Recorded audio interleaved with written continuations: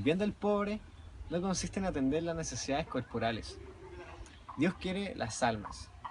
El mal no es el hambre, el frío, la enfermedad ni la desnudez.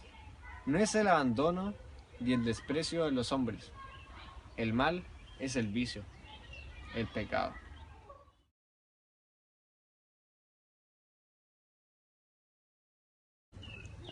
Gabriel Salazar intenta plasmar en las páginas de su libro la realidad fría y cruda que vivía el proletariado en el siglo XIX.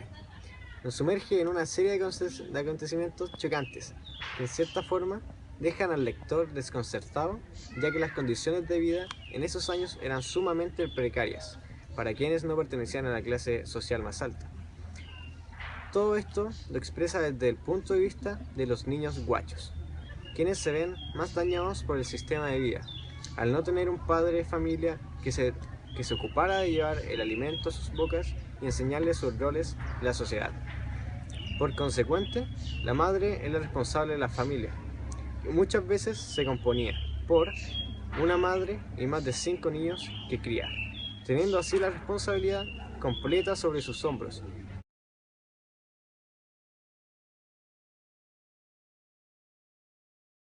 Comienza con la historia de Rosaria Araya, una joven madre que a sus 8 meses de embarazo no manifiesta ningún tipo de anomalía que afecte su rutina en el rancho, a no ser por su barriga que se veía más grande de lo normal. Al llegar el día de dar a luz, Rosaria, a la ayuda de Damiana Soto, comienza el trabajo de parto, pero no imaginaba que le esperaba una amarga muerte gatillada más que la angustia de no saber qué hacer con tantos hijos.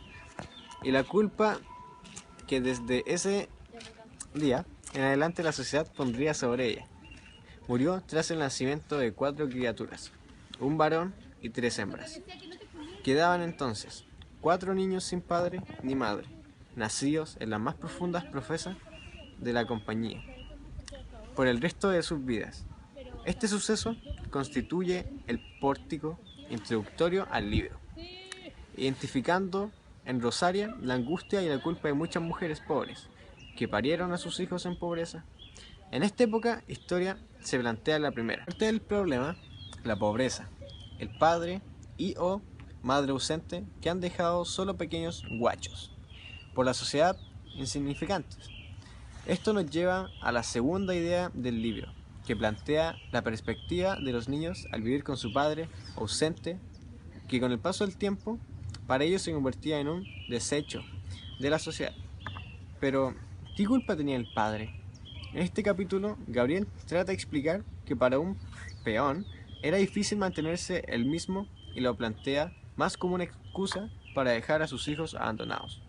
Se considera una mentalidad netamente socialista, pero aún así refleja que un buen porcentaje la realidad de los padres en el siglo XIX.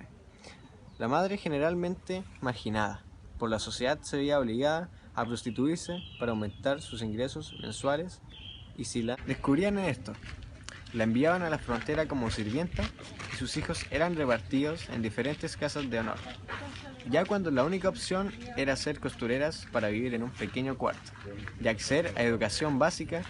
Los amos denunciaron esta actitud y las madres fueron a enviar a un cuarto de conventillo que tenían las más precarias condiciones de vida. Los niños sobraban y su única opción fue apandillarse con otros guachos.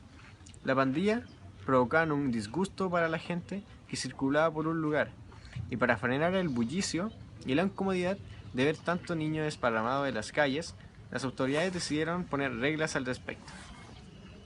Con esto se da el pase a la tercera idea principal, que está presentada como de un tipo de problema, solución. Se centra principalmente en poner a disposición de un juez o de la policía de todos los niños huérfanos que anduvieron merodeando por la calle, pero no viendo resultados. Toma una determinación aún mayor, que consiste en enviar a todos los niños guachos a una casa de protección, donde gente específica se ocupara de sus necesidades básicas. Lamentablemente, esto solo agrandó el problema, teniendo como consecuencia una alta en la tasa de mortalidad infantil. Alrededor de 1970, los niños en estos lugares se veían expuestos permanentemente a olas de violencia que tras la repetición excesiva terminó siendo un comportamiento que los mismos adoptaron con sus padres y sus cercanos, poniendo como ejemplo a niños que incluso intentaron asesinar a sus progenitores. Tomando en cuenta lo expuesto anteriormente, vemos que el propósito principal de Gabriel Salazar es hacer una crítica social, basándose en los más delicados y vulnerables, que ha existido siempre, los niños. Pero es un tema delicado, que hay que saber abordar, sin caer en lo morboso, ni en el aprovechamiento para conmover al lector más de lo que se debería. Ya que si bien es cierto, los niños huérfanos fueron una terrible problemática, no se menciona cómo se vivió desde el punto de vista de la madre, quien obviamente tuvo que sufrir mucho más y pasar por más penurias que sus hijos, los que según los expuestos en el libro, no les contaban otras cosas. Eran prácticamente obligados a ver cómo sus padres caían en el alcoholismo o en la violencia entre ellos mismos, pero las causas no eran tan sencillas como se plantea. Tal vez hubiera sido necesario especificar un poco más en ejemplos concretos de cada hecho expuesto, principalmente en las decisiones políticas que se tomaron, sus causas, y exponerlas neutralmente, no desde el punto de vista tan negativo al respecto. Es un pequeño libro, pero con un valor poético que entrega claves para entender a los niños en la historia.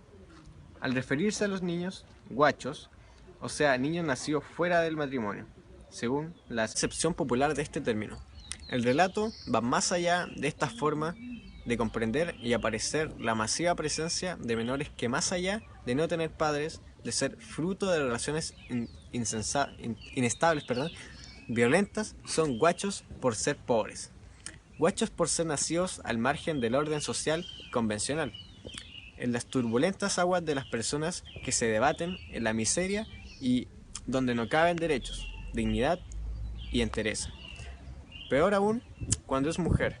El libro termina con algunos testimonios de niños pobres de Rancagua, pero ya en el año 2000.